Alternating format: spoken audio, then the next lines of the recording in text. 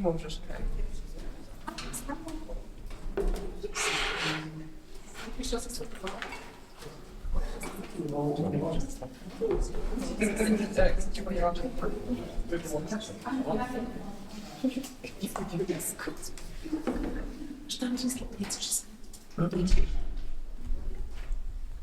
Tak, ahojte, vítajte, že som veľmi rada, že ste dneska prišli.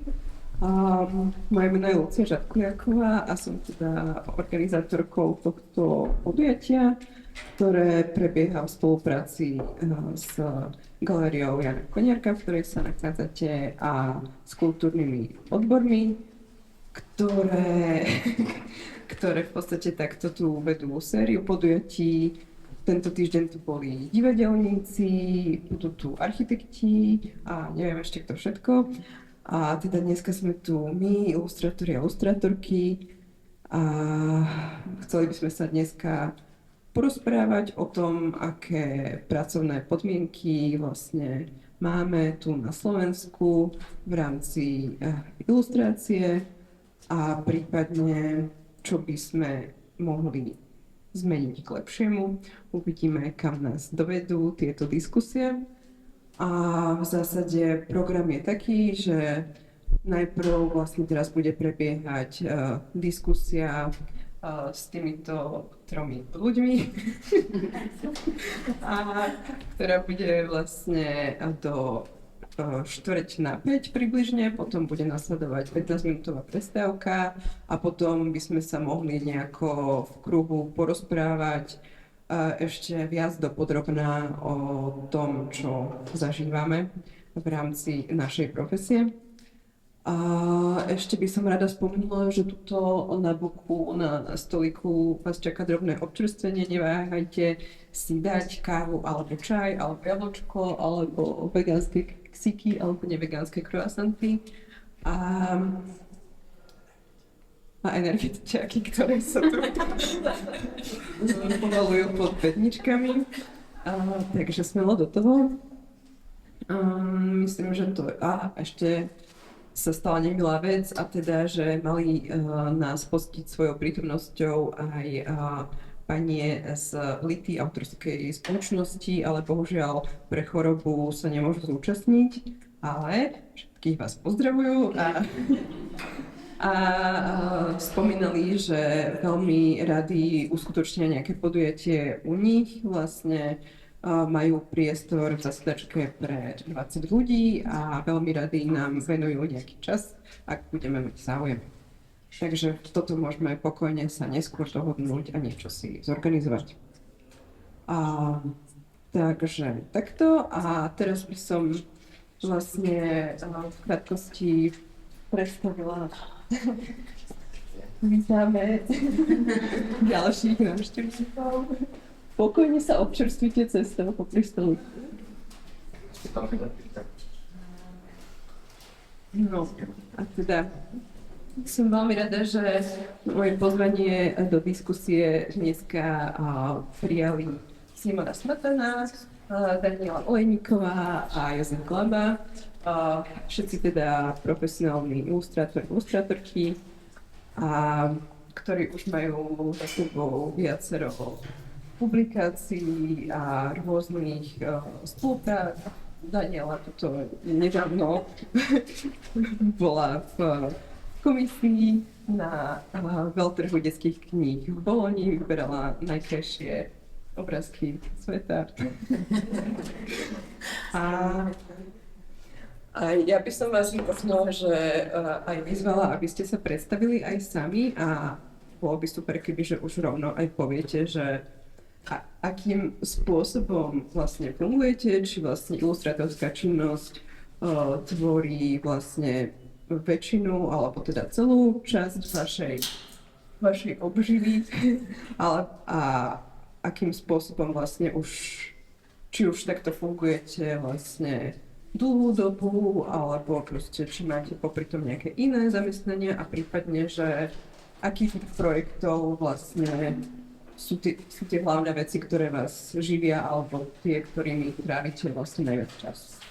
Tak môžeme začať od Simoniku.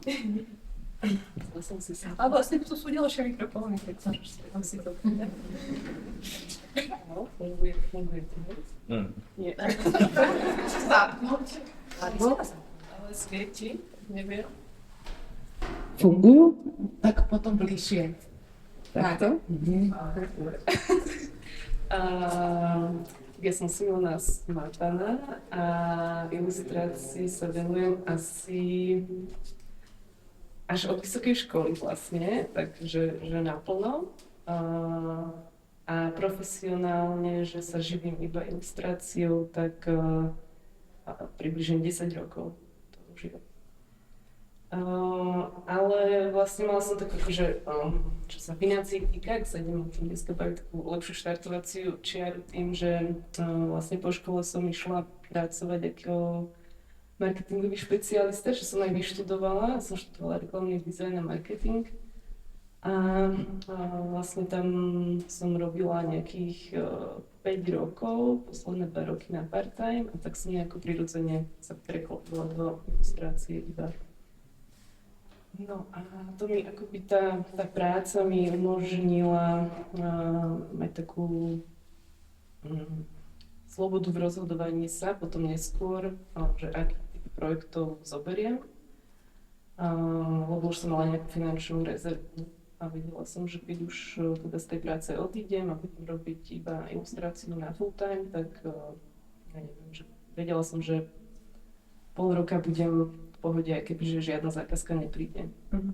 Ale teda prišli a nejak to proste chodilo prirodzene. A to portfólio, ktoré mám, sa skladá akože z rôznych typov od kníh cez komerčné veci, cez úplne drobné nejaké banery až po vizuálne identity. Neviem, je to rôzne veľmi, že nesústredím sa iba na nejaký jeden typ. Myslím, že tá knižná ilustrácia je viac v posledných pár rokoch sa jej venujem. Ale tá trvá dlhšie a vznikne z toho iba vlastne jedna kniha, kdežto keď robím nejaké zákazky, tak tých je viac, trvá to kratšie, čiže ten objem práce je 50/50, ale no asi 50/50. OK. Áno, ešte tam bola nejaká otázka, čo som asi povedala? Asi v zásade toto, že možno prípadne, že teda v súčasnej dobe, že neviem, že tvorí väčšinu tvojho ako keby, že pracovného času, že práca na knihách, alebo sú to skôr práve iné typy zákazky? No, teraz robím iba knižky, aj také smiešné typy, že teraz na nich robím, ale momentálne som na materskej, mám 4-mesačnú dceru a 2-ročného syna. Ale stále sa snažím popri tom pracovať a vlastne to mi tak vyselektovalo to, čomu sa chcem venovať, a to sú tie knižky.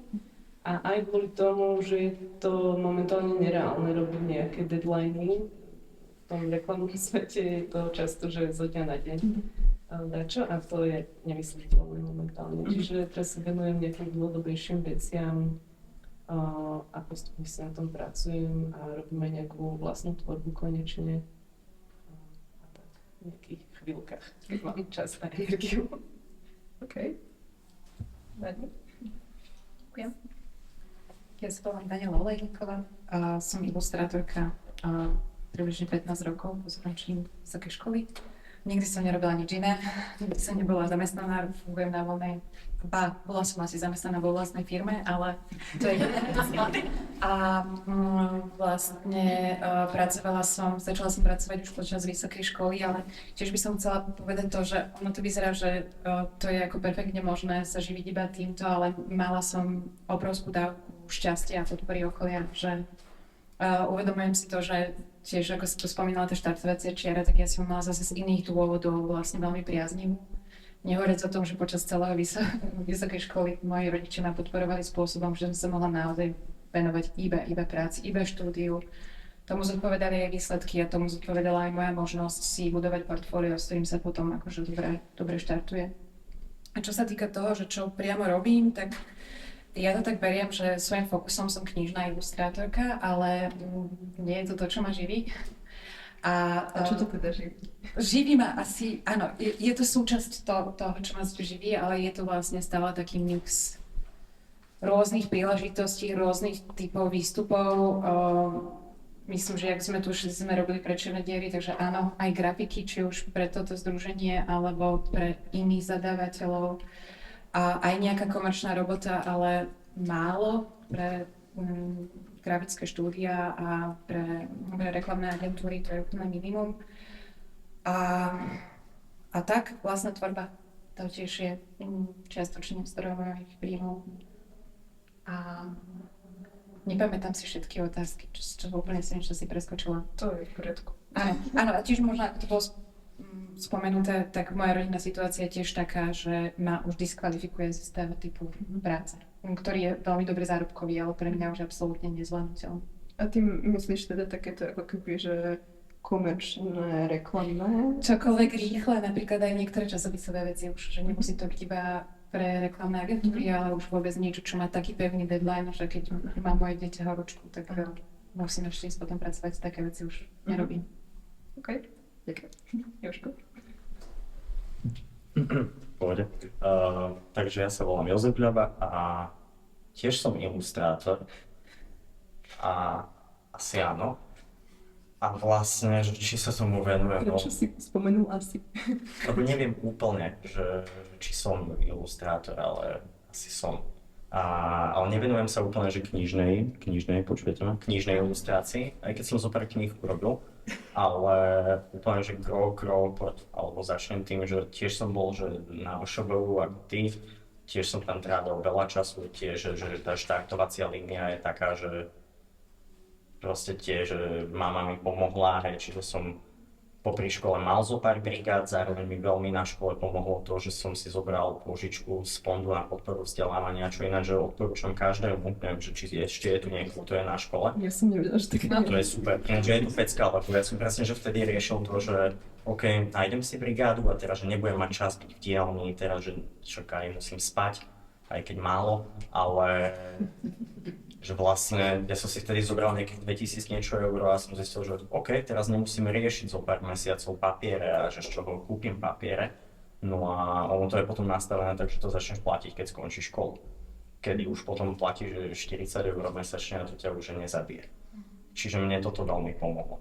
Tiež už som mal akože nejaké projekty počas školy. Hlavne ja som sa vždy chcel venovať vlastnej tvorbe, ale už počas školy som začal pracovať hlavne s menšími grafickými štúdiami a reklamnými agentúrami na rôznych projektoch. A že to je vlastne, že doteraz ako keby, že gro mojej tvorby, ktorá mňa živí, aj keď ju až tak veľmi nezdielam, ale že snažím sa mať tú svoju voľnu. Do toho to mixujem tiež s tetovaním a kadečím. Keď je menej práce, tak vtedy, a keď mám toho dosť sedenia, tak idem pomôcť, chodíme pomáhať do Soby na aukcie, inštalovať výstavy. Minulé som reštauroval okná, lebo proste som potreboval manuálnu prácu. A tiež akože, že potvrdím to, že ja neviem, ako si to nazvala, to, že keď máte tú rodinnú situáciu, že no to je jedno, že ty si diskvalifikovaný, že áno, že je to tak, že ja deti nemám, ale svojím spôsobom ma toto tiež vie diskvalifikovať, že sú obdobia, kedy tá práca nie je pol roka, a potom zrazu príde, že všetko naraz. Občas sa mi stalo, že večer mi volal kámo, že som si myslel, že mi volá, že či ideme na pivo, a on, že do rána, že či nestihnem niečo urobiť. Teraz, že dobre, OK. No a toto si neviem predstaviť, ako, že trpia tým iní ľudia, samozrejme, že v mojom okolí, ale že no, taká je hra. Takže tak. A čo by si povedala, že asi koľko vlastne z tvojho príjmu tvorí to ilustrovanie, že koľko percent, vieš to nejako odhadnúť? Že akože mimo tetovaní, alebo že proste... To som si nerobil také tabulky, ale ja neviem.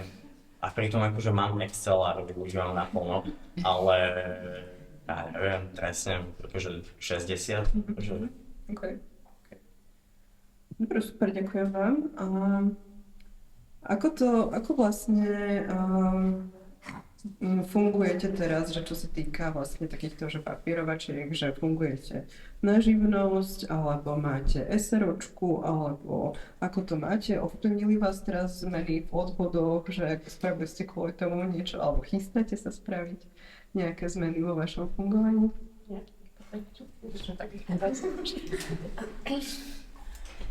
No ja som, najskôr som mala živnosť, som odišla z tej práce.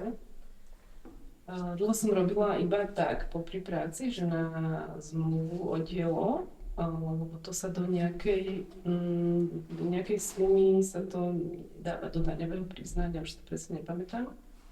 Ale potom už keď tie zákazky začali narastať, tak už som to musela nejako riešiť a všetci chceli faktúry a nechceli sa im riešiť zmluvy, takže som si založila živnosť. A potom som z nejakého dôvodu prešla na slobodné povolanie, čo je vlastne úplne to isté, tam žiadna výnimka, je to ako výhodnejšie pre umelcov, lebo to nejak neviem, čo rieši autorské práva, ale úplne.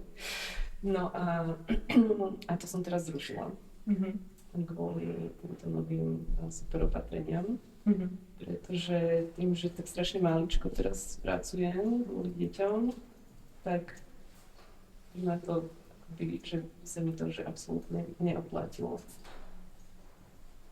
Takže som nezamestnaná na materskej asi momentálne. A keď niečo je, čo treba fakturovať, to sú väčšinou nejaké predaje z kníh, tak to, čo môžem povedať, ale to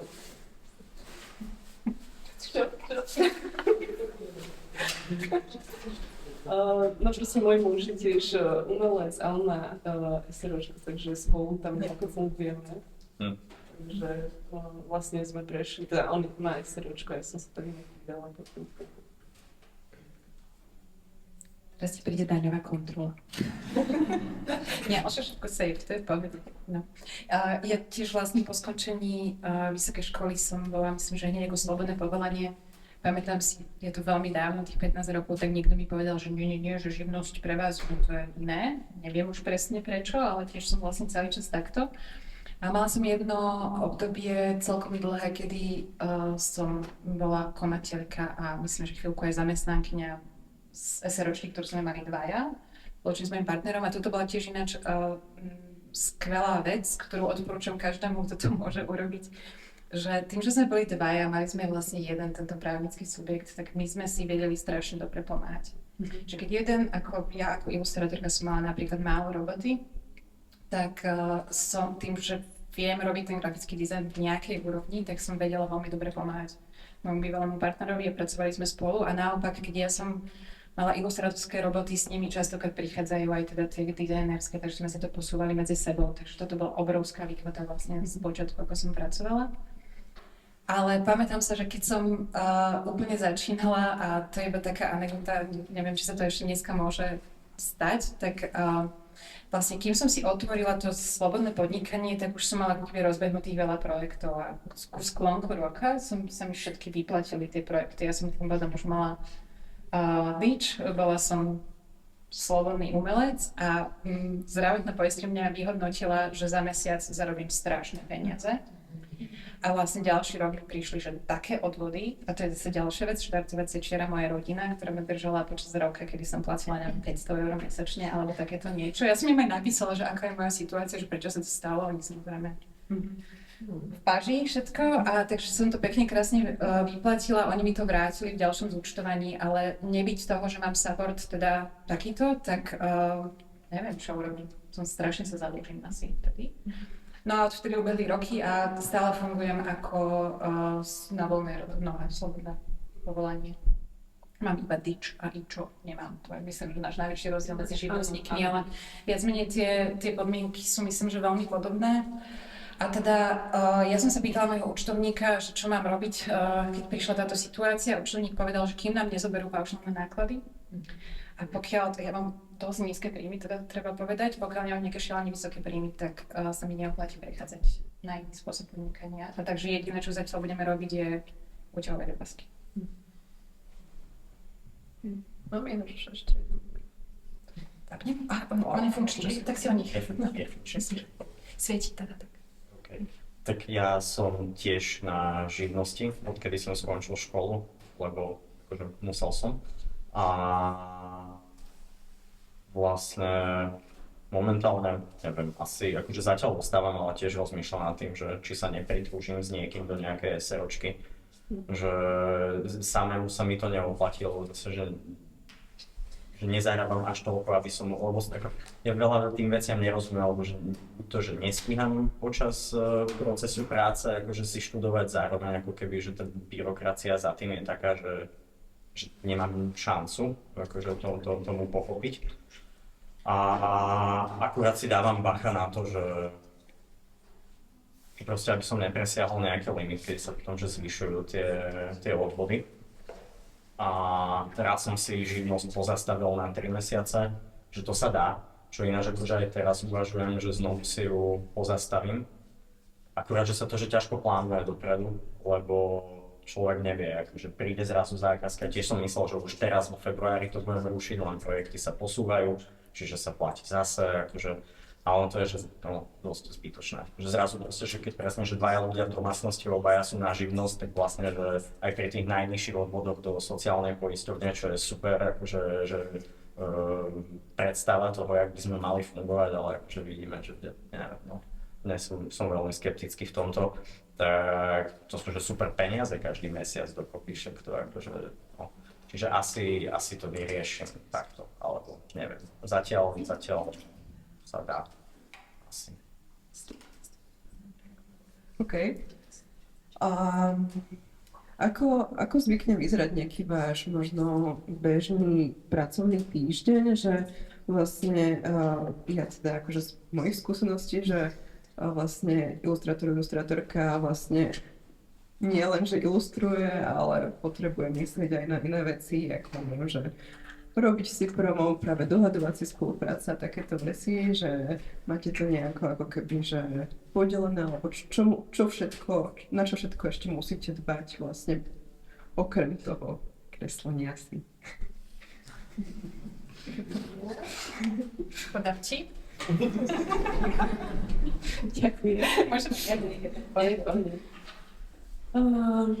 No, tak je to, nikdy som nemala rovnaký týždeň, že neviem si tam vybudovať nejakú že rutinu, to povie, že ja do obeda kreslím a ku koncu dňa robím faktúry, alebo riešim nejakú administratívu, tak neviem, asi podľa toho, že akú mám prácu, čo v danom období som musela riešiť, ak som robila na nejakom veľkom projekte, tak som makala na tom a ostatné muselo počkať.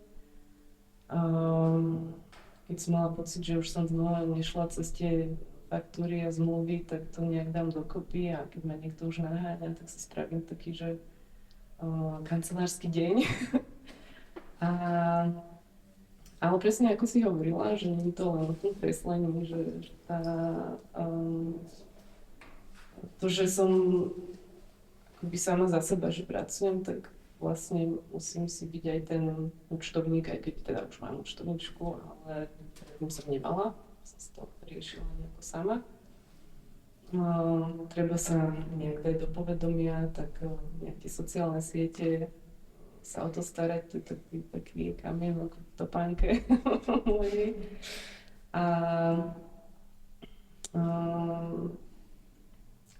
Niekedy strašne dlho trvá tá komunikácia s klientom, kým sa to všetko odkomunikuje, že pri niektorých prípadoch mám pocit, že to je možno 80% času, že kým sa nastavia podmienky, kým vlastne zistím, čo chcú, kým oni zistia, čo chcú.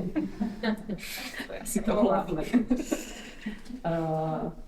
Kým si to proste celé rozplánujeme a niekedy sa stalo aj, že sme proste od toho upustili, lebo sme zistili, že to buď nereálne, alebo na to nemajú budget, alebo z iných dôvodov. Takže je to taká akoby aj strata času potom, že vlastne človek nie je zaplatený.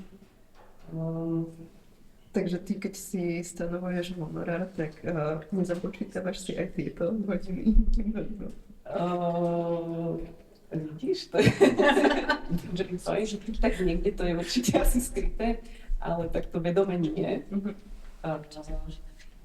Ale, ale keď na tú spoluprácu nepríde, tak to nemáš zaplatiť. Ale to sa málo kedy stalo, to je možno a prípady sa mi tak stali, že ja som to stopla, že som nemala z toho nejaký dobrý pocit, že to nedopadne dobre a že to bude strata času. Takže väčšinou je to akoby taký chaos, sa snažím nájsť nejaký poriadok. Ja sa pridám k tomu chaosu. A tiež vlastne to behanie okolo dieťaťa, keď je akékoľvek nejaké voľné okno, tak to je vyplnené všetkým, čo stíham spraviť. A to rozhodnutie, že čo robím ktorý deň, je väčšinou asi o tom, že či mám pocit, že držím ten projekt za chvost a teraz potrebujem na ňom pracovať, alebo neviem presne, kde som, tak najprv spravím tie e-maily a takéto veci. Nie som v tom úplne najlepšia na svete, občas sa stane, že niekto nedostane odpoveď hrozne dlho, alebo že niečo nie je veľmi dlho vyriešené, hlavne to, čo nepáli, tak to tak prepadáva cez ten mailbox. No a tá vlastne situácia, moja rodina je taká, že ja vlastne kvôli nej sa rozhodujem, keď vidím nejaký e-mail, čo mi príde od potenciálneho klienta, tak je to klient, ktorý závania tým, že nevie, čo chce odo mňa, tak ide väčšinou, prepáčte, nemám čas. Lebo viem, aké veľké riziko to pre mňa je, viem, aká som hrozne neflexibilná teraz a že snažím sa vyberať si projekty, o ktorých tuším, že to stretávanie sa a to mailovanie bude efektívne a jasné. A dá sa to rozpoznávať podľa mňa častokrát, že či ten klient iba tak akože tápe a našiel nejakého ilustrátora a uvidí sa, že či to pôjde alebo to nepôjde, alebo je niekto, kto sa tomu venuje, má rozhľad a vie, prečo napísal ten e-mail nie. Tak ak je to jasné, tak idem do toho hneď po hlave a keď nie, tak radšej idem od toho preč, lebo tieto neistoty si nemôžem teraz dovoliť v tejto situácii.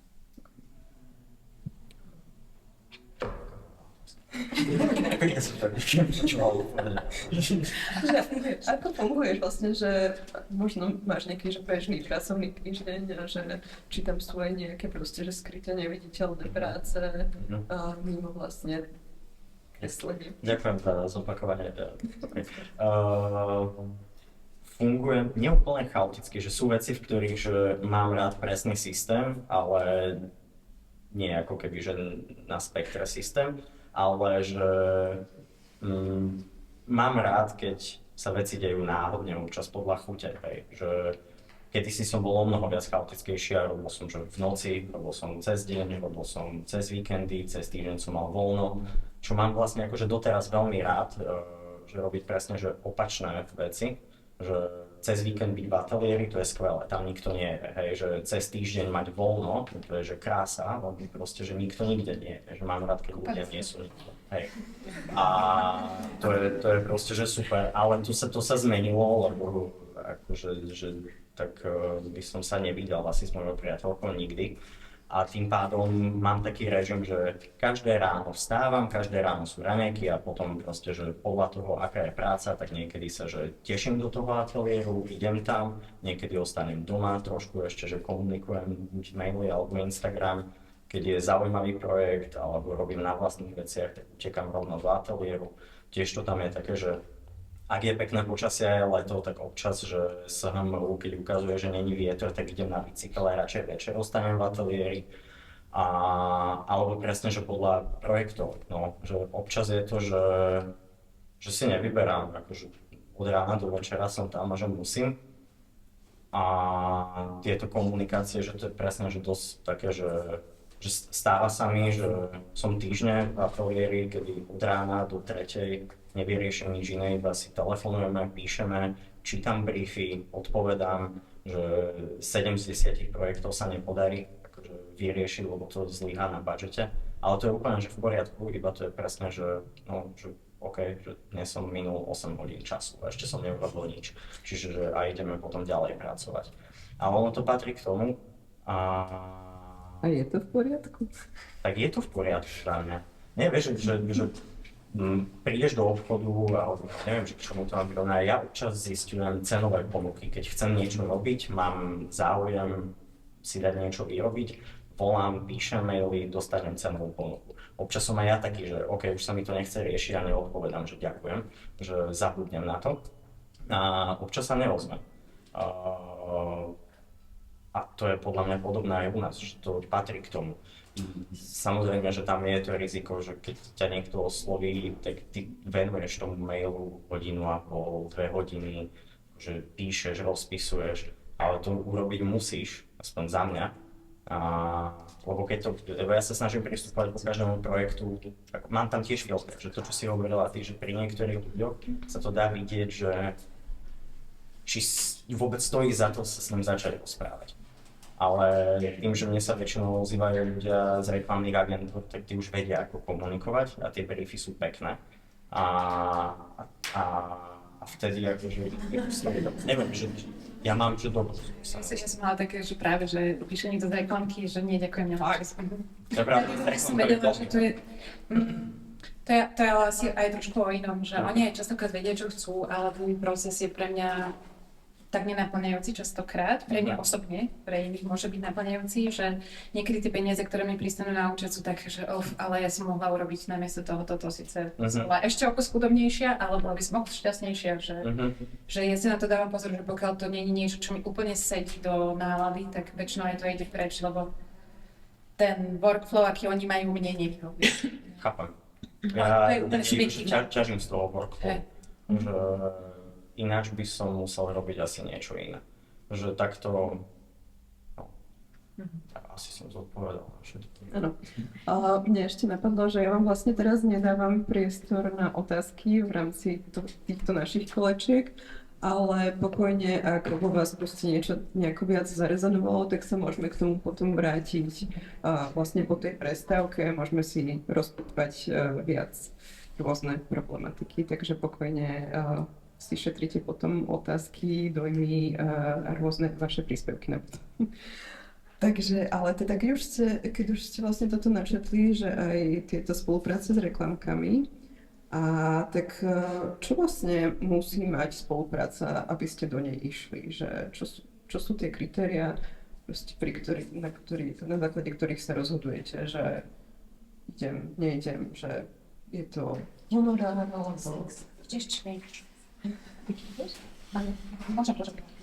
Môžeš dať pokojne. Môžem do toho, keď už to ohrievam toto. Aha, čo má mať spolupráca? Neviem na to úplne uniformne asi odpovedať kvôli tomu, že u mne to je, tým nerobím iba na jednom projekte a potom prejdem na iný projekt. Žiaľ, nedá sa to takto. Tak u mňa je to o hľadaní nejakého ideálneho balansu medzi tými rozrobenými projektami.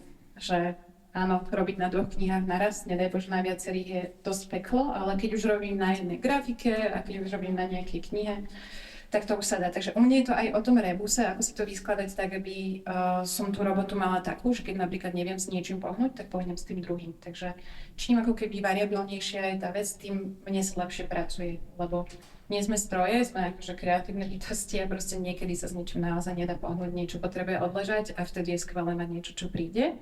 To veľa ale nevypovedal od tej otázky, čo si položila.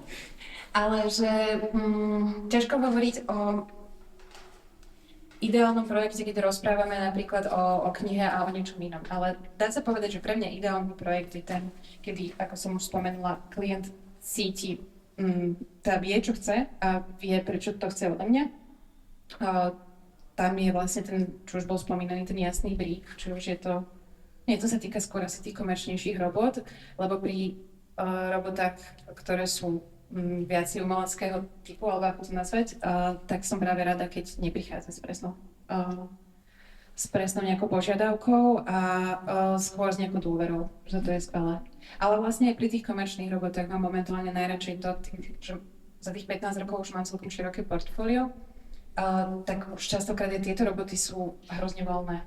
Že ma oslovia, síce ten samotný projekt je pre komerčného klienta, ale to, ako ho spracujem, aj čo tam vlastne má byť, už mi nikto nehovorí, tak to je super. Zároveň je to o to trošku náročnejšie na mňa a na moju hlavu a na môj čas a kreativitu, takže je super, keď príde cez nejaká úplná polovina, že nakreslím toto tu a toto tam a ja to rada urobím. A urob to tak, ako to robíš ty rada. Tak je, že super. A to, čo je ešte dôležité pri tých projektoch, a možno aj prečo som hovorila, že nie až tak rada robím pre reklamné agentúry, je, že tam som zatiaľ nemala úplne šťastie na nejakú takú poriadnu spoluprácu. A mám veľmi rada, keď tým, že ja som zavretá sama doma a nevychádzam veľmi von, že keď už mám s niekým spolupracovať, tak chcem, aby to bolo niekto, kto je mne blízky. Takže napríklad, keď sú to knižné projekty, tak neexistuje, aby som si ja nemohla vyberať grafického dizajnera, alebo aby to nebol rovno ponúknutý dizajner, ktorého mám rada a teším sa, že môžem ísť do toho. Takže zároveň nemôžem mať rozbehnutých naraz 5 projektov a každý z nich je o spolupráci s niekým ďalším, vymkla hlava, takže zase je to o tom pomere. A možno ešte, že akú úlohu v tom hrá aj výška honoráru. Jasné, honorár. Hej, to je super vec. No, to je tiež ťažko povedať, pretože zase je to o tom mixe, že ja mám pocit tým, že robíme ako variabilné tie roboty, že knižná robota mi väčšinou neprináša dosť peniazy na to, aby som mohla žiť iba z nej. A komerčná robota mi neprináša dosť duševnej potreby na to, aby som túto robotu mohla robiť ešte ďalších x rokov. Takže je to o tom balanse a ja teda uvažujem tiež, neviem, či som to mala hovoriť nahlas, ale niektorí klienti platia viac, aby ja som mohla robiť veci za menej pre niekoho, kde tam vidím či už nejaký veľký aj spoločenský význam, alebo význam pre mňa, úplne sebecký, že môžem v tomto rásť, tak mne sa to takto nejako vyskladáva, takže hej, honoráry sú super, lebo mi umožňujú sa slobodnejšie rozhodovať a áno, to je aj, myslím, že ja strašne dlho hovorím, prepáčte, ale Jožko spomenul aj to, že nikdy nevieme, čo nám príde o pár hodín, o týždeň, o x mesiacov a že je niekedy ťažké toto balansovať, aj toto honorárové pole s tým, že niekedy sa mi stretnú samé knihy za rok a som proste akože ťažko padám do mojich úspor a niekedy celý rok neurobím ani poriadnu knihu a chodia mi vlastne veci, že mám robiť grafiku tam, čo sú roboty, ktoré sú dobre zaplatené.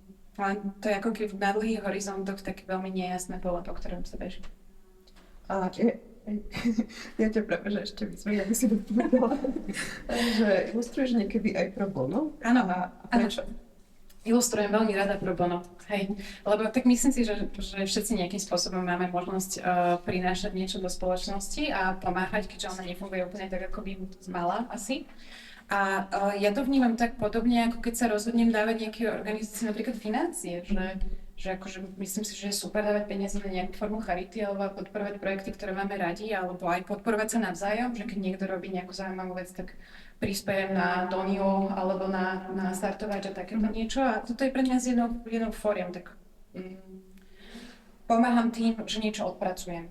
A pre mňa je to úplne prirodzené. Áno, tiež sa občas stane, že sú to aj veľmi zaujímavé projekty a sa nakopia a si hovorím, že prečo robím iba zadarmo, že či už by som nemala niečo zarobiť, lebo hladné deti a neviem čo. Ale že áno, občas, akože keď je to kritické, tak to prichádza, že už som to prehnala, takže zase ten balans. Okay. Simi, pre teba čo musí mať spolupráca, aby si vyčerpala túto otázku. No ja súhlasím so všetkým, čo bolo povedané a mám to rovnako.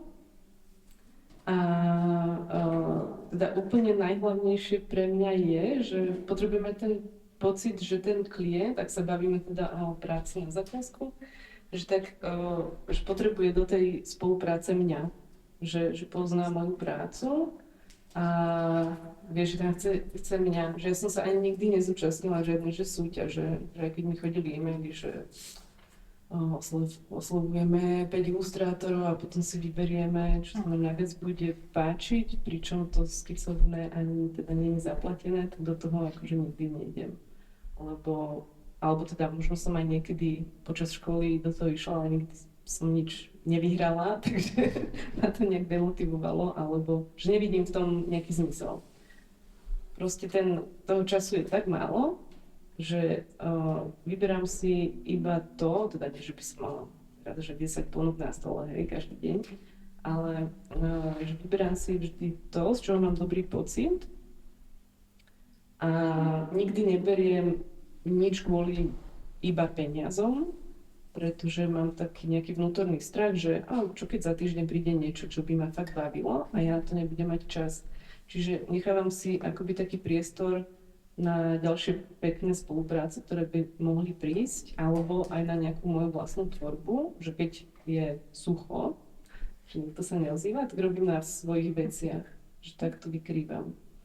Z čoho nemám akoby, že peniaze hneď, ale v dlhodobom horizonte sa mi to nejak vráti. A tým, že fungujem na tej finančnej rezerve, ktorú mám vždy, že viem pracovať toho pol roka alebo rok, teda fungovať bez toho, že by som nič nezarobila, tak to mi dáva že brutálnu slobodu. Že to odporúčam, že každému, aby si to tak nejak zariadil, že nemusí to mať že na rok alebo na pol roka, ale aspoň že na pár mesiacov. A človeku sa oveľa lepšie dýcha potom. Aj sa potom oveľa lepšie rozhoduje, že to človek dá úplne ísť. Lebo môže sa stať, že sa proste zacykli v tých prácach, ktoré nechce. A potom na základe tej práce, ktorú nechcel robiť, mu napíše niekto ďalší, že videl som, že ste robili toto, tak máme niečo podobné. Ale proste že sa to tak nabalí a zrazu si ten človek uvedomí, že ja to vôbec nechcem robiť, že to sa nechcem venovať, nechcem robiť úplne iné veci. Takže asi tak. A ešte tá podotázka, že robíš aj niečo pro bono. Robila som nejaké veci už strašne dávno. Mne sa nikto neozýva na to. Totiž to. Ale zdá sa mi, že keď sa mi niekto ozval, čo už neviem, kto to bol, tak som to nezobrala, lebo som bola v situácii, kedy som si nemohla dovoliť robiť zadarmo.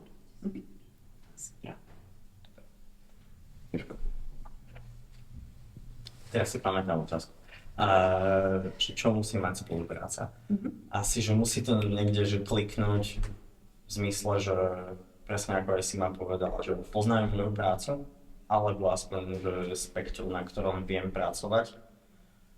A zároveň tam musí byť niečo, neviem, že musím s tým morálne súhlasiť. Raz sa mi ozvali totiž, že že škoda, nepamätám si, možno niekde na Instagrame to nájdem, že čo to bolo za agentúru, ale oni točili spot pre nejakú českú stranu, nejakých dementov, ktorí proste, že chceli, aby som nastriekal na európsku vlajku niečo, že proste, kde máte krpticu, som im napísal, že či ste v poriadku, akože prečo túto robotu berete, že akože však to nejakého pikera nech nájdu, nech im to nastrieká, nech nepíšu mne. A to je fakt, že rage do mňa prišiel, že to sú práce, do ktorých, že nie, že túto spolupráca nesmie mať, ale ináč, že neviem, že ja som, neviem, že snažím sa vybalancovať komerčné projekty, ktoré mi že zarábajú s projektami, ktoré sú že polokomerčné, kedy presne, že mám tú voľnú ruku. Ináč keď hovorím o briefe, tak nehovorím úplne o že komerčnom zadaní, ale že brief je, že keď ťa niekto nabriefuje, tak je to tiež nejaké že zadanie, akože ti iba povie, že máš formy, mantinely a že oni môžu byť aj pri knihe vlastne. A že tam som tiež veľmi rád, keď akože sú že komerčnejšie projekty, ale že môžem si kresliť, čo chcem. A ten mantinel je skvelý. Zároveň potom aj sa mi že často našťastie stáva, ale to je podľa mňa, že tým, že mám aj voľnú tvorbu, že robím svoje veci, vlastne na základe toho sa potom ozývajú ľudia a chcú niečo podobné. Lebo presne, že najhoršia vec, čo sa môže stať, je teraz, že si vybuchať portfólio a začať zdieľať príliš tie komerčné veci a teraz, že všetci budú chcieť toto, to je strašná lavína. To potom, mal som presne takého kamaráta a on robil veľmi také, že detské ilustrácie, ktoré potom, že ho začali hnevať, on pritom extrémne nadával. A tie ilustrácie boli strašne cute, ale on bol taký, že nemôžem to ani povedať.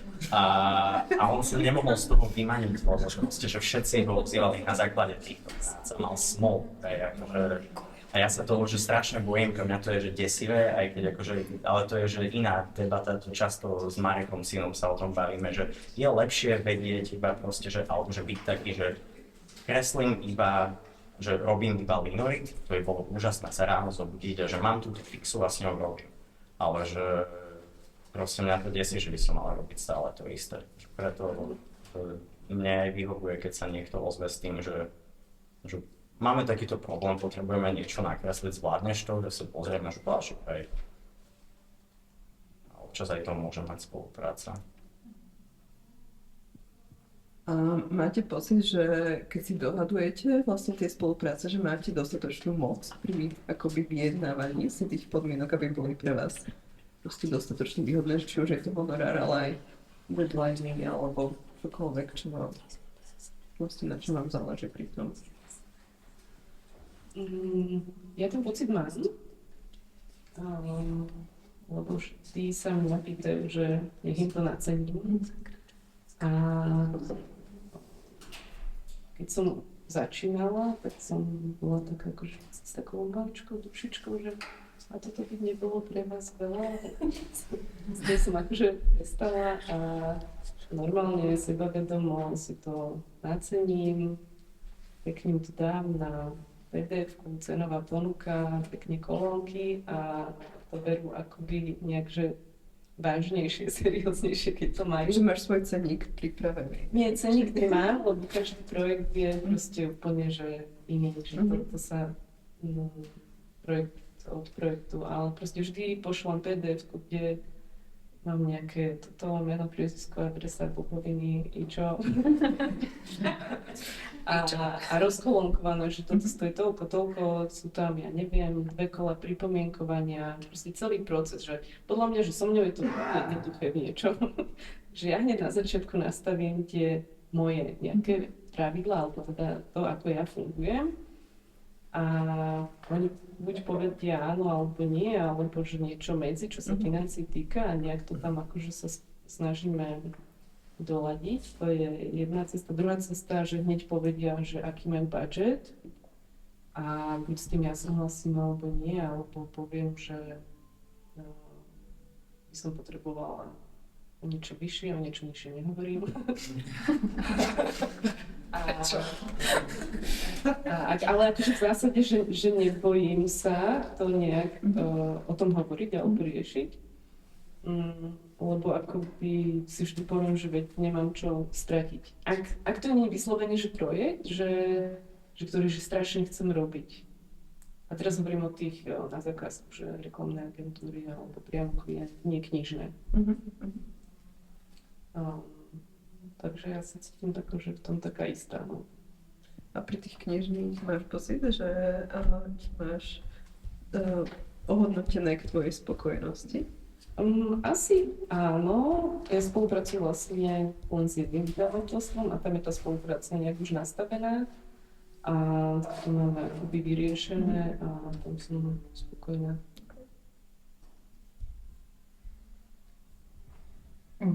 No, ja nemám pocit, že mám nejakú veľkú moc, ale to nie je preto, že by na to nebol priestor v tých mailov, čo mi chodia, alebo teda v tých ponukách, čo mi chodia, skôr ja som absolútne neschopná v tomto. A neviem už koľko ďalších rokov to mám ešte robiť na to, aby som sa to naučila robiť poriadnejšie, aby som získala aj nejaké to sebavedomie, lebo ja si tam akože niečo, tiež aj občas urobím tie štruktúrované dropdowny, že čo pre koho, za čo, ako a že za čo vlastne, že čo všetko obsahuje tá cena, ktorú si dám, ale ja potom na to pozerám, že si hovorím, že nie je toto veľa, že trošku to menej a neviem čo, takže pre mňa je najväčšie šťastie, keď niekto ma osloví a mi povie, že koľko mi za to dáva. To je strašne super, lebo toto je vlastne ani nie tak, že akože pre mňa je to strašne, že emocionálna práca. Nemám ju rada. Veľmi mi to vadí, nerobím to dobre a akože našťastie mám okolo seba x kolegov, ktorí občas do mňa budú veľmi zaujímavé veci a beriem si z toho niečo a snažím sa to zlepšiť časom, ale nemám pocit, že by mi niekto, akože väčšinou sa mi deje taká situácia, že ja dám cenovú ponuku a príliš rýchlo mi príde odpoveď, že jasné. A vtedy si už zase hovorím, že mala som tam tú položku ešte predsa len švihnúť. Keď je to v tej výške, ktorej ja som vlastne vo finále v pohode, tak si hovorím, dobre, niekto iný by na tom zarobil viacej, ja som aspoň s tým OK, ale niekedy overthinkujem nad tým príliš a myslím si, že to potom nie je dobré a pracujem príliš veľa, napríklad, že príliš veľa vecí zoberiem, lebo mám pocit, že musím si niečo zarobiť a pričom by som mala si radšej nechať voľný priestor na iné veci. Na webe Asilu vlastne Peťo Gála, bývalý predseda Asilu ešte pred nejakým časom, vlastne vyrobil také pomôcky, ako si určiť vlastne výšku honoráru. Využili ste to niekedy, že Ja som to neúplne využila, ale niektoré veci z toho áno, som sa snažila stiahnuť si do toho, keď rozmýšľam nad tým, ako robím svoju celú tvorbu, ale není to zďaleka tak krásne pevné, ako on to vymyslel. Môžeš povedať? Ja som to myslím, že skúšala, lebo tam bol taký akoby, že vzorec, že robil si to na tej web stránke, si tam človek mohol zadať. Ale to bolo ešte v čase, keď tam normálne boli, že eurá, že sa to na peniaze čítalo. A potom niekto napadol, že to nemôže sa to robiť. že sa to nemôže nejak vyčíslovať, lebo že to by bol jak nejaký mafiánsky kartel, že si to určujeme cenotvorbu, že pre všetkých. Tak to nejak iba... Potom sa to tam iba nejak tak... neviem čo, na nejaké body a tomu som už úplne nerozumela. A ja myslím, že mne sa zdá, že on to nikdy nebolo spustené s týmito číslami. Čiže to muselo byť podľa mňa niečo interné, lebo my podľa mňa dlhodobo vieme o tom, že nesmie sa robiť cenník. Ale možno to bolo iba nejaká... No my sme s Peťom sedeli v jednom ateliéri a asi sme to iba že možno skúšali, že to s nami zazdielo. Okay. To dávno, čo to je možno 8 rokov. Je tu. 8. Miško, ty to máš ako, že vlastne, vieš, že ja už som si tiež zabudla, čo bolo otázka. Že či máš zase moci, keď si robíš na to. Či mám to moci? Niekedy áno, niekedy nie. Ale necítim sa bezmocný. Akože hej, že občas sú projekty, kedy to je také, že vieme ti dať toľko a ja sa mám to rozhodnúť a občas ich vezmem, niekedy to lutujem, niekedy nie. A potom neviem, mám pocit, že v rámci možností áno, že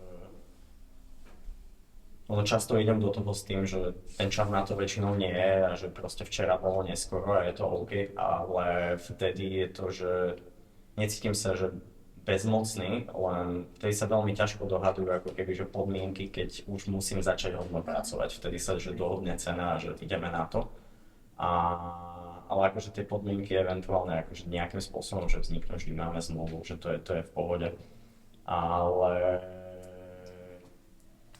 hej, neviem, však to je vlastne celá otázka, ale vy ste aj hovorili iné veci.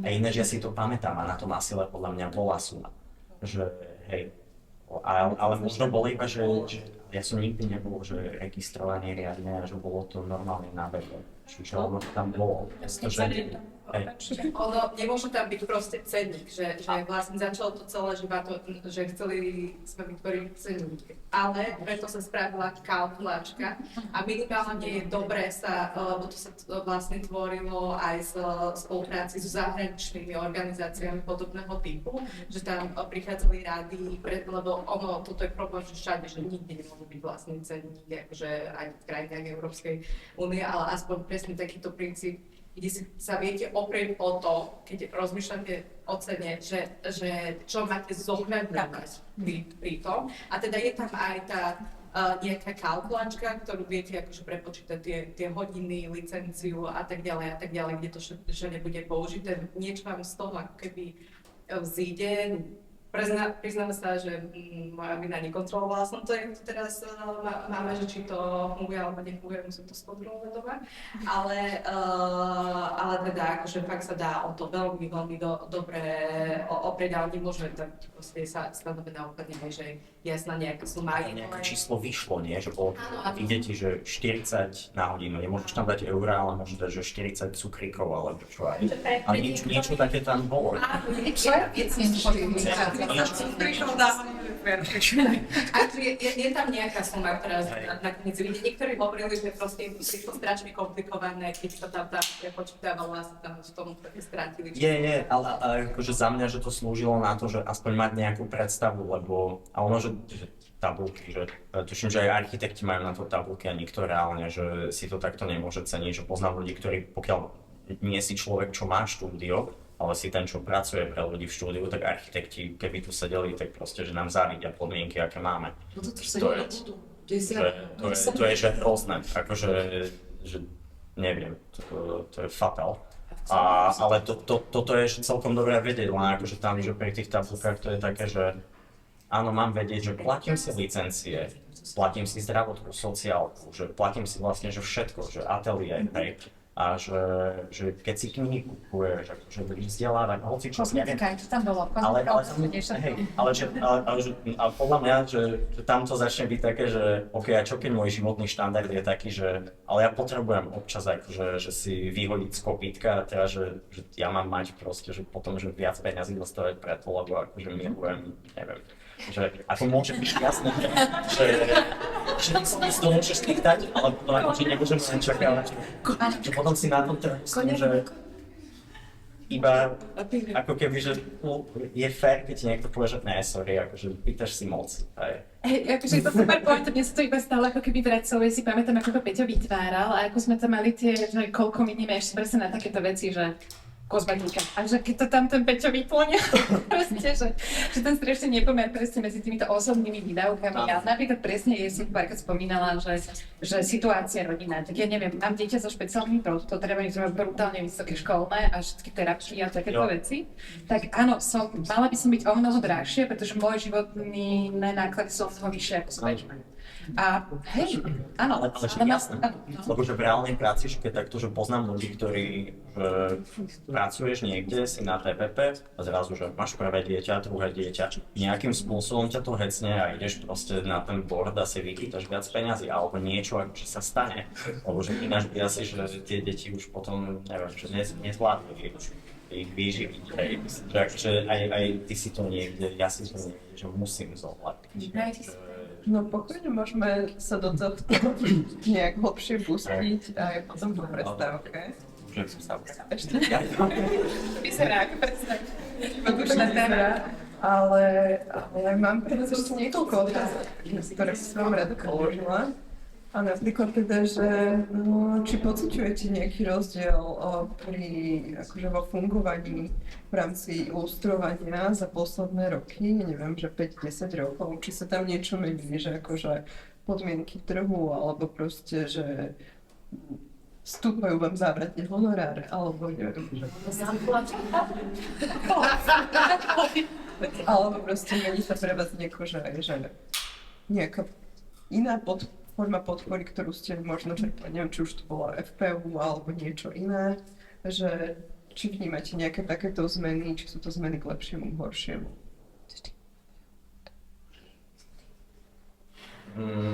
A môžem ja na to, lebo ja robím asi, že najkratšie na voľnej nohe a tým pádom to nemám s čím porovnávať, že často sa ma akože túto otázku niekto pýta a ja neviem, hej, lebo že vlastne ja si nepamätám, kedy som skončil vysokú školu, ale dajme tomu, že to bolo 22, 23, tak nejako. Jež rokov dozadu.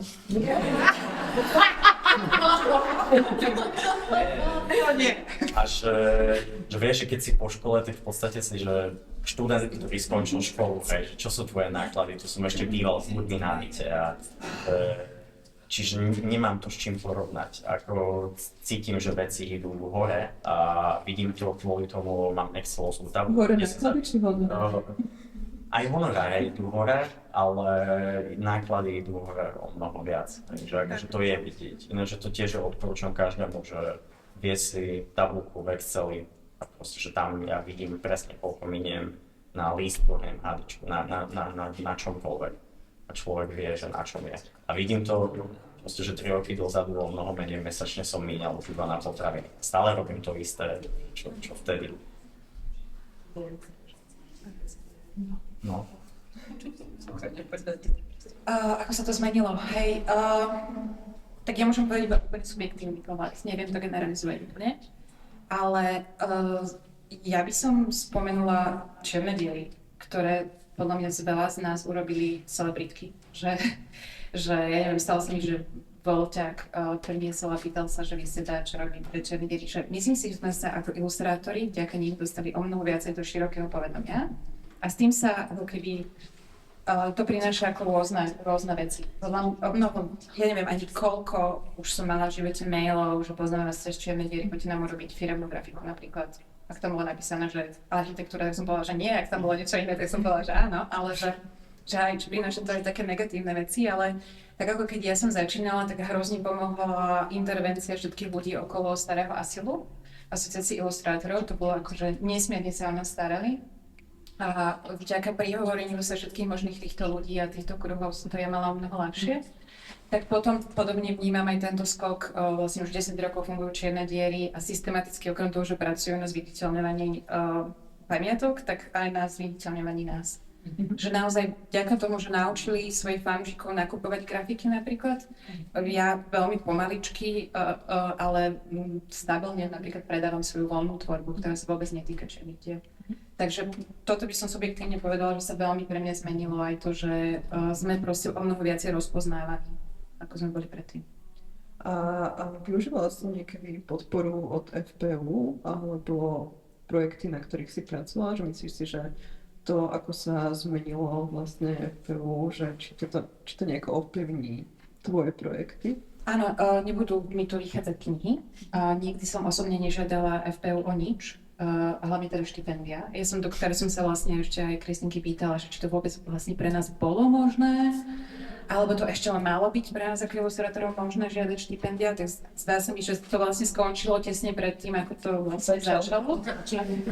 A toto je niečo, čo by som pravdepodobne využívala, ale inak sme vlastne tak trošku prepadali cez tej štruktúry, ale to, čo my pocítime, možno nie až tak finančne, ako skôr ako naše výsledky práce budú vychádzať len v iných krajinách, tých najbližších ako u nás, pretože hlavne pokiaľ pracujeme pre malých, odbojných vydavateľov, tak oni zrovna si tie prostriedky nenájdu. Nájdu si ich možno od súkromných donorov a od crowdfundingu, ale je jasné, že to bude v inej miere, ako to bolo doteraz, že knižných príležitostí bude o mnoho menej.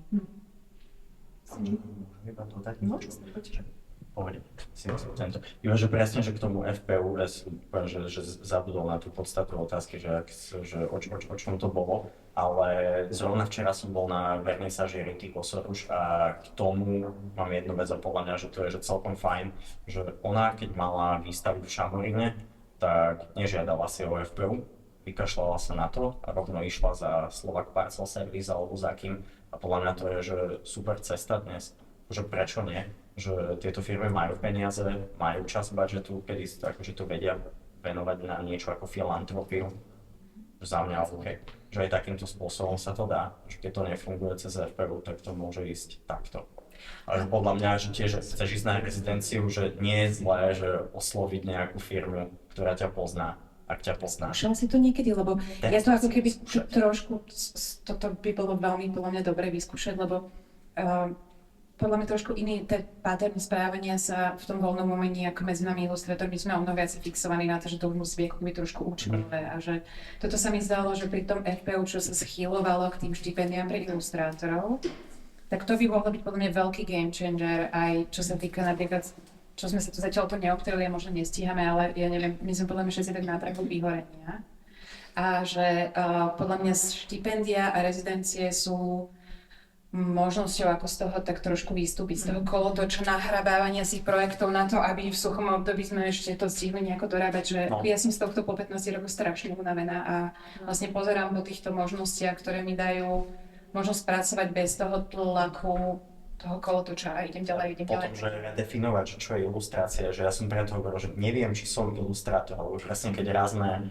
že ty ako ilustrátor môžeš byť v rámci FPU podporená len ako ilustrátorka v rámci knihy. Nie, my sme mohli byť, pokojne si ty mohol, k nemáš na čele vytlačené, že si ilustrátor a ty si mohol žiadať o štipendie medzi voľnými umelcami, ale sa na teba dívajú aj, no, to by bolo trošku, ako keby iné sú kritériá pre posudzovanie projektov, keď to ideš robiť ako z poľa voľné umenia, iné keď ideš odtiaľto. A preto sme sa podľa mňa toho väčšinou nezúčastňovali. My sme tu možnosť, pokiaľ ja viem, čo mi hovorili ľudia okolo, my sme tu možnosť mali, len mali a nemali. Nemali sme podľa mňa oporu v tom, že tam máme človeka, ktorý pochopí, z akého prostredia my vychádzame a čo pre nás znamená voľná tvorba a ako má vlastne vyzerať voľná tvorba človeka, ktorý sa vlastne bežne venuje knižnej tvorbe. Ale knižnej tvorbe takého iného typu, ako sú povedzme ako tie galerijné výstupy, povedzme. Už sa zamotám.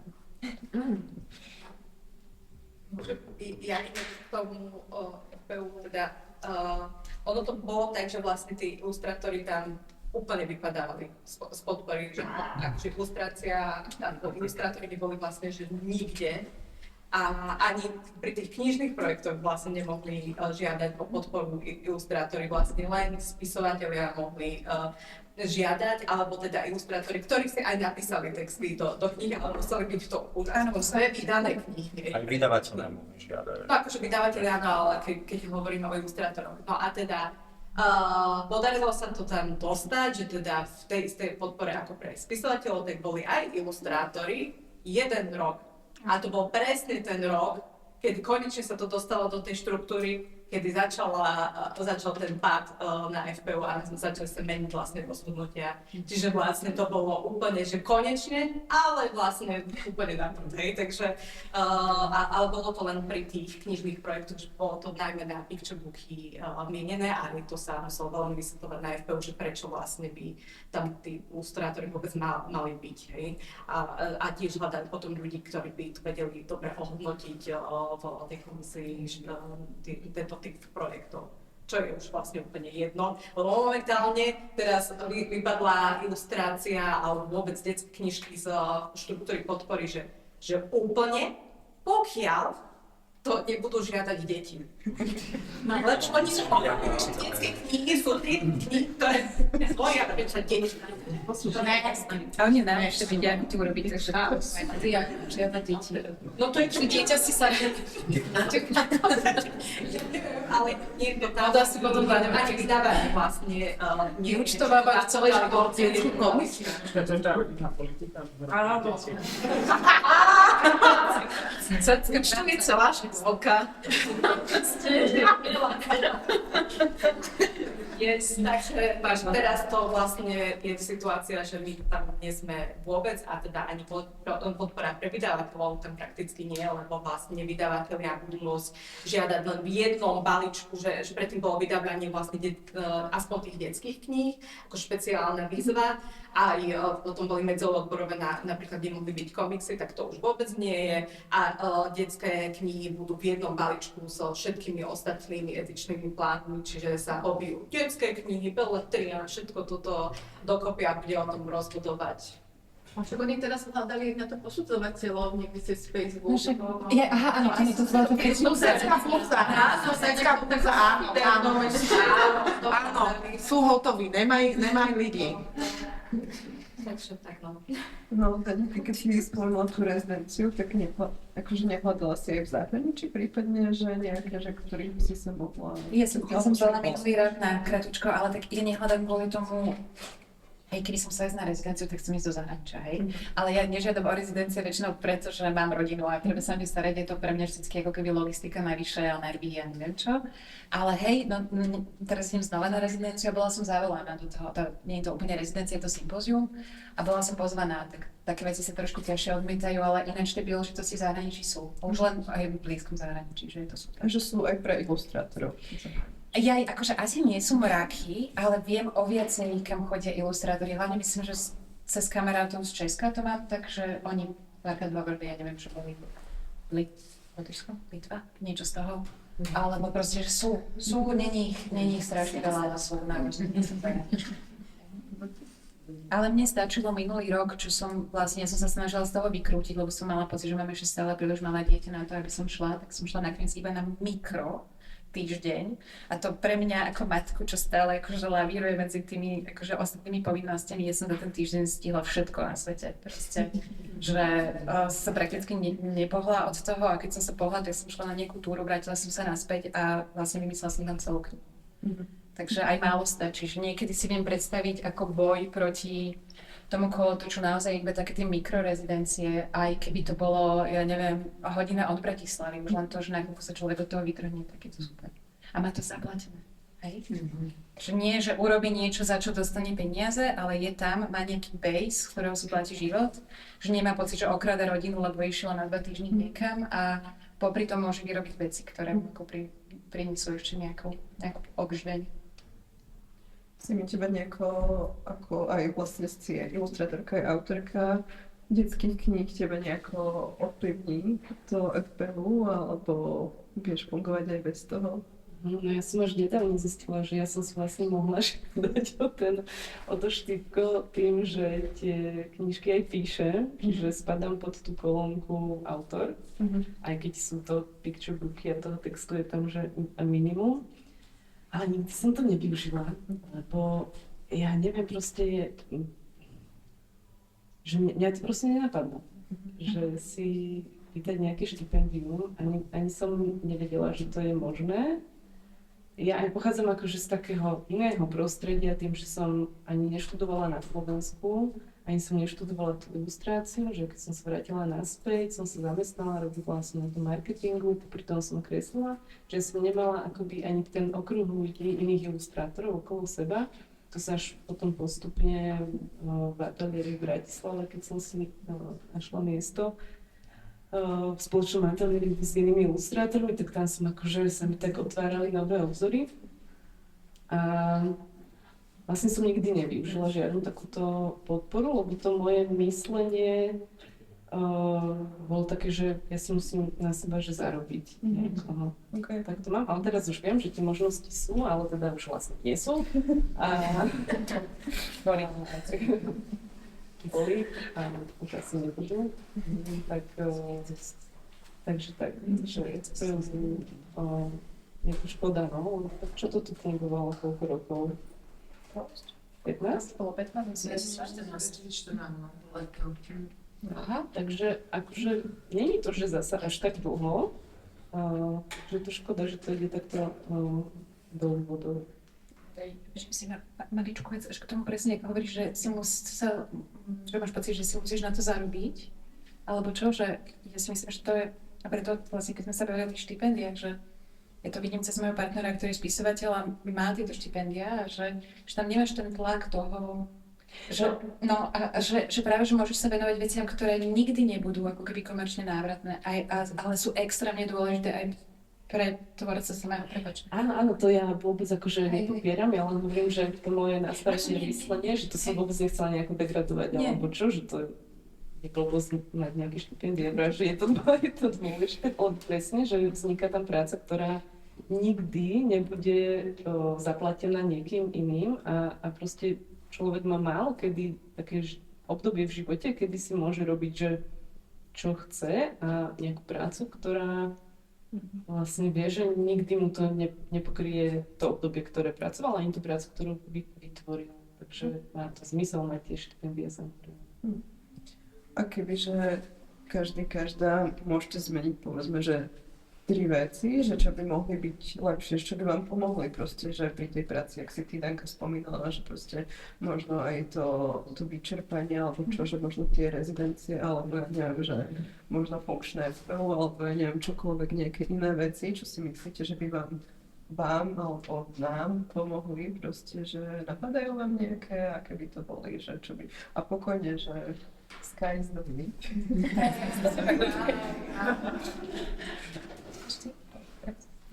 Mne napadli rezidencie pre matky.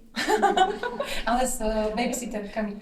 Babysitterka sa proste tam domov za tými deťmi pošle a ty ako matka ideš a máš tam kľud aspoň ten týždeň. Lebo naozaj je to, akože to je na inú debatu, hej, to rodičovstvo. Ale pokojne to môže byť vrátne. No, neviem, že že to je, no je to strašne limitujúce v tej práci, akože byť mama a zároveň robiť tú prácu, že nie som typ človeka, alebo to som zistila až na materskej, že nie som typ človeka, ktorý teraz, že bude 3 roky na materskej.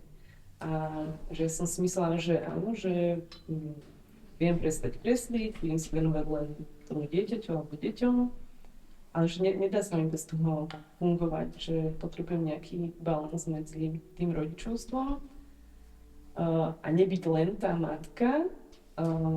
Potrebujem k tomu tú prácu, aby som bola taká, že úplná.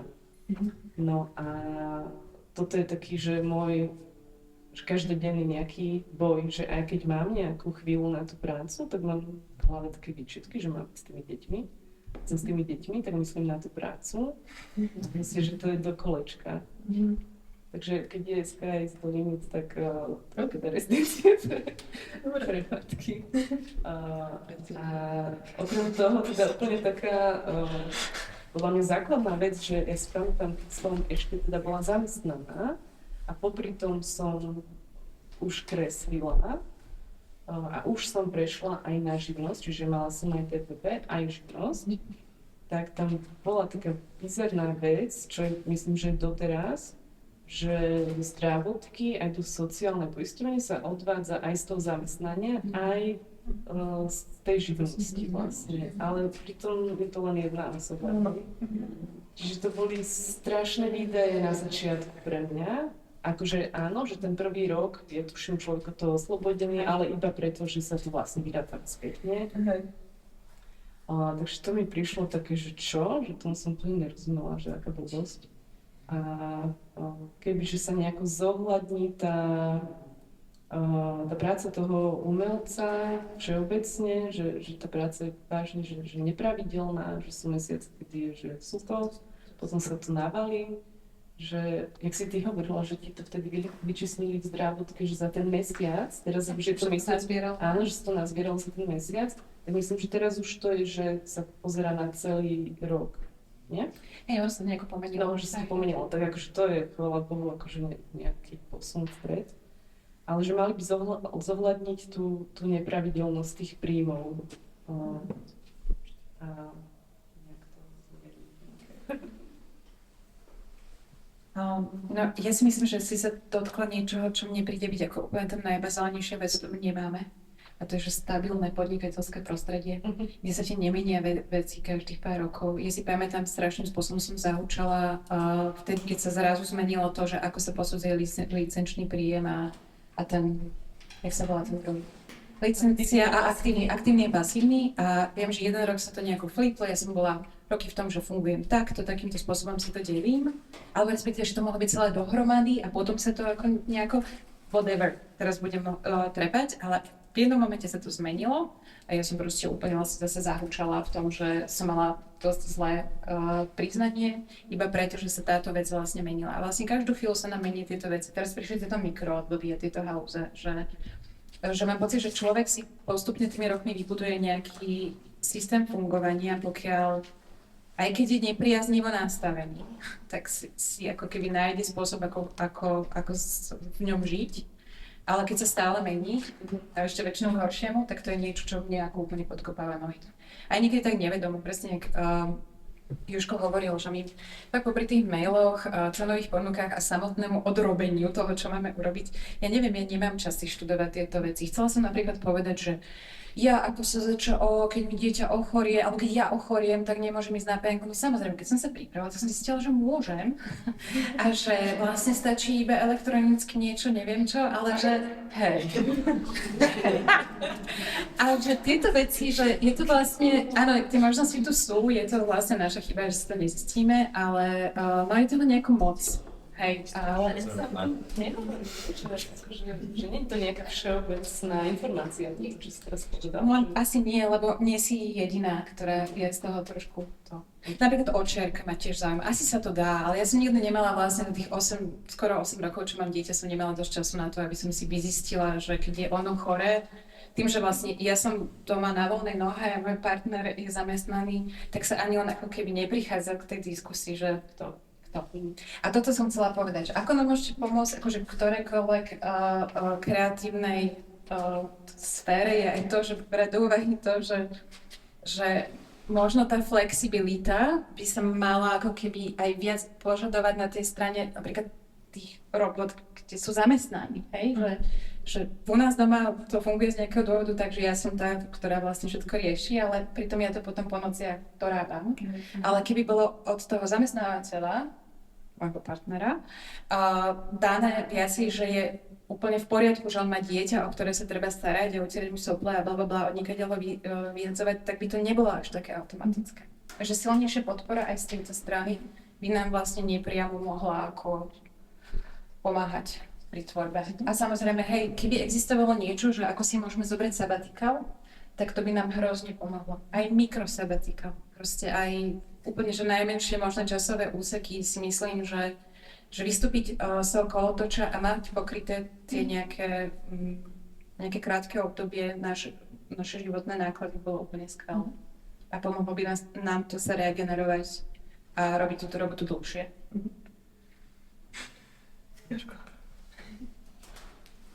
Ja neviem, čo dodať. Ja... neviem, reálne. Ako, že hej, že môžeš si zažiadať, akože, že ísť na, čo to je, keď si chorá. Nie, práve, že som si chcela, že nemusíš nič, že dojdeš k lekárovi a lekár elektronicky to pošle do sociálky a tam sa ti to, oni ti nejak spätne, akože smiešné peniaze pošlú. Smiešné. A viem, že kamoška teraz riešila, bolo také, že to nemá zmysel, lebo ona, že radšej aj keď bude chorá, ostane doma, že aj keď odrobí 3 hodiny denne, tak zarobil mnoho viac, ako keby... Ale doma ťa nepríde skontrolovať, že či si už zabezpečíš, čo má, alebo ležíš v posteli, vieš, takže... Ale to je v poriadku, tak ona môže odrobiť a môže mať sociálka informáciu o tom, že je chorá. A nie vlastne tých faktorov, že to je... Keď zostaneš naozaj vážne chorý, tak to môže pomôcť. Asi. Áno, to je jedna vec, ale proste keď má človek fakt vážnejšiu vec a potrebuje byť pol roka na fajke. Presne. Aj tak 8 eur denne v pohode potom. Je tam, myslím, že nejaké zložitejšie to dokazovanie toho PN. Vraj je to možné aj pri nás, SZČO. Je to pre málo peňazí, ja neviem, čo to znamená málo, netuším, ale existuje to. Ja o tom som sa začala zisťovať teraz, keď som si prečítala knihy, ktorým sa budeme venovať, ale že tiež ako keby mi chýba v tej najkomprimovanejšej kocke vedieť, čo si kde pýtať. Aby sme si ušetrili, ja som sa začala googliť a všelijaké pofiderné odkazy mi tam vyskakovali a robiť si teraz, že ktorý je aký aktuálny a ktorý je čo najkratší, ktorý je čo najväčšie kocke, no bola by super mať to nákope.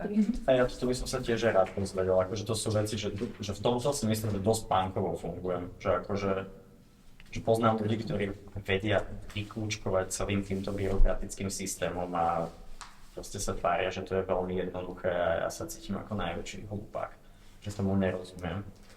A... Treba sa pýtať umelej inteligencii. To radšej. Aby sa potom overovať spätne, že čo to povedal. Sa nepýtať. Prikazovať a nepýtať. Neviem, a neviem, čo by na to sú. Že akože... Ja občas akože sa snažím tak, že... Lebo, ja neviem. Že ja mám pocit, že som sa ocitol v tom, že zrazu mňa vždy bavilo iba, že kresliť. A že zrazu musím riešiť, že existuje nejaké daňové priznanie, existujú nejaké odbory. Sakra, ja som chcel iba kresliť. Ja som náhodou sakrofónom cerus a proste, že prečo? Takže mohol som robiť niečo iné, ale že a ja som že šťastný z toho, že kreslím a občas si iba tak pripomeniem, že no dobré, ale že máš zlé podmienky, že nie, že čo sa že sťažuje, že život je super, máme dobrý život a že potrebujem akože štipendium, no asi nie, tak proste nejakým spôsobom si odložím. Vladimír Bodník pracoval v slievárniach a robil grafiky. O 68. sa tiež umenie presunie akože, že do bytov, akože do šuplíkov, hej, do prírody, že akože, že do nejakej miery, akože hej, môžeme žiadať lepšie podmienky, ale akože čo teraz, že 500 000 ľudí bude chcieť dostať grant, akože nie, ale ja mám taký pocit, že si spomenul napríklad, že ťa zaťažujú niektoré veci, tak akože neviem presne, Luci, na ktoré systémové, že či si myslela zo strany štátu, alebo zo strany odborov, alebo z akej strany tá pomoc má prichádzať, lebo napríklad už len zoznam účtovníkov, ktorí sú ochotní sa v tom našom bordeli deep diveovať, tak to je skvelé, že máš niečo, prídeš, že máš tu kontakty na týchto ľudí, lebo ja mám kamaráta účtovníka, keby som nemala, tak prepáčenie. A takéto podobne napríklad s právnickou podporou, úplne zlí tu nie sú, ale viem, že je to tiež veľké odľahčenie pri nejakých problematických veciach. Takisto som vedela od niektorých v minulosti, takže 15 rokov dozadu, právnikov, ktorí sa venovali autorskému právu a boli takí, že nažhavení, že máte problém, že príďte za nami, sme kamaráti, vieme si dohodnúť. Takýto support je super a vy ste si mohli iba kresliť. Hej, som si spomenul vlastne, že lebo... A to je škoda, že tu nikto nie je zlitý. Ale čo by mne pomohlo, podľa mňa každému je, že aspoň, že ako ja mám skúsenosť, že áno, vedia ti pomôcť, keď už je zle, ale že veľa ľudí si nevie postaviť zmluvu a teraz, že ja ak sa ozvem nejakému právnikovi, tak on si vyučtuje 150 až 700 alebo 1000 eur za zmluvu, no to pri 600 eurovom A vy, projekte. že sme mali na našu predmet autorské právo, ktoré Viem, že som sme mali, videla, že a viem, to nechcem. viem, že sme mali aj marketing pre výtvarníkov, ktorý viedol Bali Truben, ale akože na VŠVU to je, že pôda, kde to je strašné tabu a nie, že až tabu, že to je až niečo zlé, že prečo by sa výtvarník... To naozaj, to som nevidela, to som tam nechodila. To je akože toxic, to je strašne toxic, že baviť sa o tomto, že tam, že... A to je škoda, hej, mali sme. A že za mňa, že toto by bolo určite v tom, keby sa to dalo. Že ja som tiež dostal kontakty, že tento právnik sa tomu venuje. Raz mi tiež, že našťastie kámoška pomohla, ale mi hovorila, že keby sa nepoznáme, tak 300 eur si za to. Áno, ja som to takto mala. Aj tento priateľský právnik bol taký, že riešili kolektívnu zmluvu a tiež vlastne 15 rokov dozadu, ja neviem, či sme neplatili 200 eur, čo bolo vtedy fakt strašné. Ale je to v pohode, lebo presne ty keď si že postavíš zlú zmluvu, a keď zmluve máš, že ti s honorárom zoberú aj topánky, tak akože keď s tým súhlasíš a to podpíšeš, ako ti pomôžu odbory alebo lidar. Že keď nevieš, že čo si môžeš žiadať, tak to... Čiže by nám možno pomohlo, že takéto zdieľané informácie mať niekde aj medzi sebou, viac si to šerovať a ideálne mať aj odporúčať si navzájom možno ľudí, ktorí nás vedia v tom edukovať. Alebo si zazdieľať zmluvy, akože môžeš z nich vyhodiť sumy, ale že mať, že ja mám zmluvy, ktoré proste, že z nimi vypracovali rokmi, akože s agentúrami, oni zaplatili právnikov a že už potom môžeš si to prepisovať, akože to je v pohode a že s tými sa dá pracovať. A občas si ich vieme zazdieľať a tam sa dá potom. Možno, že by sme si mohli práve s paniami z Lity spraviť nejaké stretnutie, malý workshop a spraviť si možno nejaké pár vzorových zmluv, podľa ktorých proste ísť alebo niečo také. Niekedy stačí už len vlastne na čo si dať pozor. To ja som mala s týmito reklamkami, tým vedie veľmi naštvať, keď mi pošlú tú ich univerzálnu mústru a ja napíšem naspäť do mailu, až či myslia vážne to rozsah použitia. A tam sme sa bavili o niečom, to je iba taká mústra, to je iba taká mústra, to si môžeme upraviť, jasné. A potom poviem vlastne, že takto a takto to chcem vlastne upraviť, ale hej, no presne riešiš niečo v rýchlosti a už šup, akože použite na všetko. Že presne, že my sme boli v tom jednom projekte spolu, kedy to bolo... Asi to... V zmluve máme, že nemôžeme o tom hovoriť a ani asi, že nebudeme o tom. Tak akože, že keby niekto náhodou, tak... Že oni tam mali presne, že... Môžeme keď skončiť za... Hej, vidíte to. Že ako môžeš dať do zmluvy, že... A toto je čisto, že už od voľného umenia, od kreslenia, že do seriózneho biznisu, že... Ty ak niečo povieš alebo niečo zlé odovzdáš, tak proste platíš trojnásobok akože pokuty tvojho honoráru, ale ak oni náhodou meškajú, tak tam ani nemajú žiadny pokuty. A že na toto si treba dávať bacha. A oni to skúšajú, akože prečo by to nerobili. Ale to nechápem presne to moje znechutenie, že príde do mailu rozpis toho, ako budú tie veci používané, a potom mi príde zmluva, kde je to úplne keby polená všetko, že keď si s tým chcú robiť hocičo a predať to ešte 500 krát niekomu ďalšiemu hocikam do Číny, tak môžu. A toto mňa vlastne vie veľmi popudiť, že fakt ako sa musíme takto do toho, že sme sa niečom dohodli, prečo toto nie je zmluva. Lebo to je iba taká mústra. Píšte si. Ona je, ale keď ju podpíšeš, tak už nie je.